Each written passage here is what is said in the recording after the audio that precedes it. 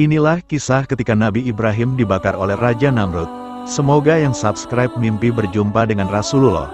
Ketika Nabi Ibrahim dibakar oleh Raja Namrud, datanglah seekor burung pipit yang berulang kali mengambil air dan meneteskan air itu di atas api yang membakar Nabi Ibrahim.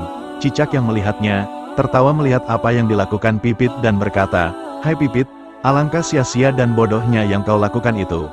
Parumu sangat kecil dan hanya mampu menghasilkan beberapa tetes air saja. Mana mungkin dapat memadamkan api itu?" Lalu burung pipit pun menjawab, "Wahai cicak, memang tak mungkin aku dapat memadamkan api itu. Tapi aku tak mau, jika Allah melihatku, hanya diam saja. Wahai cicak, pandangan hanya melihat hasilnya, apalah aku berhasil memadamkan api itu, atau tidak. Tapi setidaknya, Allah tahu, di mana aku berpihak."